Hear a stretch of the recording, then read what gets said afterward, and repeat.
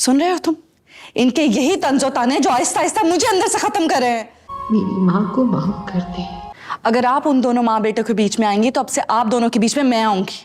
कोई भी हमेशा के लिए जिंदा नहीं रहता। खुदा के लिए बस कर दिया। इंसान सारी जिंदगी दिल में कीना पाले। आई होती तो क्या आप अपने होनहार बेटे की शादी करवाती उससे? ड्रामा सीरियल दो किनारे के आने वाले एपिसोड में आप लोग देखेंगे आखिर दुरेश शेवार ने एक दफा फिर एक नई चाल चलना शुरू कर ही दी। अब दुरेश शेवार अपनी जिंदगी खूबसूरत बनाने के लिए अपने भाई के सामने एक बहुत बड़ी शर्त रखती। ये उसकी शर्त सुनने के बाद दुरेश शेवार की माँ और उसका भाई काफी ज्यादा गुस्से में आ गई उसकी माँ, क्योंकि दुरेश शेवार ने अभी भी सुधरने का नाम नहीं लिया और अभी भी वो एक दफा फिर वलीद से शादी करना चाहती है।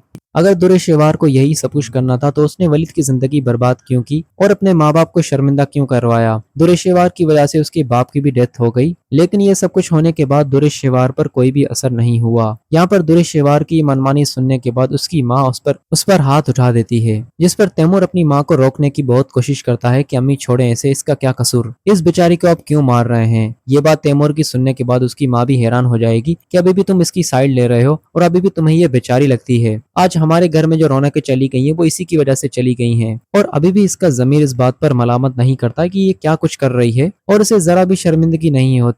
तैमूर तो पहले भी दुरेश शेवार की बातों में आ गया था, लेकिन एक दफा फिर वो अपनी बीवी के साथ अपनी जिंदगी गुजारने के लिए वलीद के पास चला जाएगा और यहाँ पर वलीद से काफी हालचाल पूछेगा।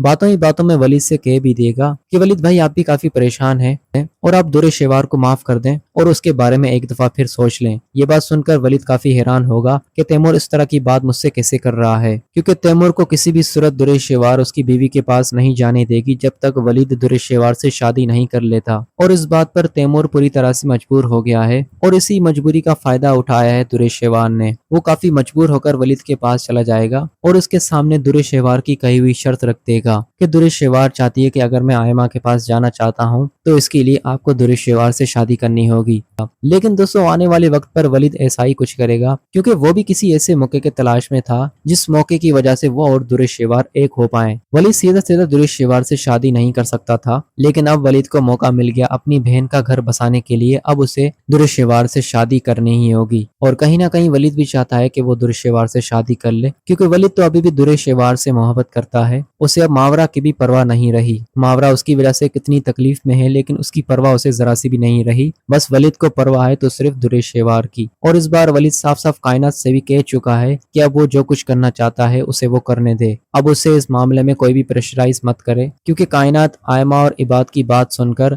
वलीद ने मावरा से शादी तो कर ली, लेकिन मावरा उसे पसंद नहीं थी। लेकिन अब वलीद दुरेश शेवार से शादी करना चाहता है और अब उसे वो वजह मिल गई दुरेश शेवार के करीब होने की, क्योंकि अगर वो दुरेश शेवार से शादी नहीं करेगा तो आयमा का घर कभी भी नहीं बस पाएगा और दुरेश शेवार तैमूर को कभी भी आयमा के पास नहीं जाने देगी।